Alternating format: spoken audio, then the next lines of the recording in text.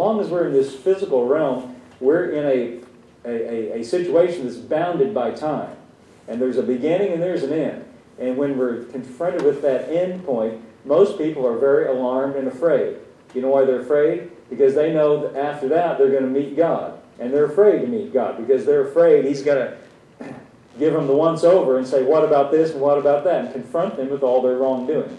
No, no, no. He does not plan to confront us with all of our wrongdoing and ask us to answer for everything wrong we've ever done. He put everything wrong we've ever done on Jesus. And this says that in the ages to come, He wants to show us the exceeding riches of His grace and His kindness towards us. Now remember what Jesus said, continue in my word. You'll find out what's really true. And when you find out what's really true, it'll make you free. Now this is, what I'm just saying to you, is so contrary to the way most people think, it almost sounds strange. Because most people think that God's main number one task is to get us up there and confront us with everything wrong we've ever done. He already knew about everything wrong we'd ever do before we ever did it. And He dealt with it by putting it on Jesus. That's why it says, by grace you're saved. The reason for doing all that? Verse 7. This is a great verse.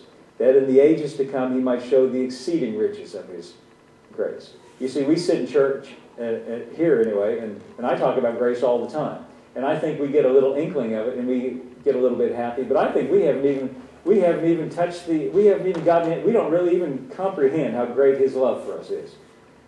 It's going to take ages to come, it says, for Him to show it to us, or at least to convince us.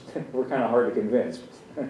But that's what it says here. He wants to show us the exceeding riches of His grace and His kindness towards us. I think that's a great thing to understand, that He has kind feelings towards you. Verse 8 says, for by grace are you saved. Same thing He said before. The rescue from that previous condition is by His grace, by His unmerited favor. Then it says, through faith. And that not of yourselves. It's the gift of God, not of works, lest any man should boast. Now in these two verses, let me read them again. By grace you're saved through faith, not of yourselves. It's the gift of God, not of works, lest any man should boast. He spends the entirety of these two verses talking about the grace of God and emphasizing the fact that you didn't do it, it's not of yourselves, you didn't work for it, it's not of work, it's all His grace, it's all His kindness. But there is something He says about our part. And as far as our part is concerned, He devotes exactly one word to it. Out of all this verse about being saved, He devotes one word to our part, and that's faith.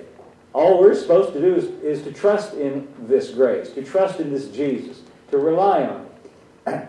I'm sorry I don't have the computer up here, because I would then call on Phil to find this for me, but I want to read you these verses from the Message. I like what it says here.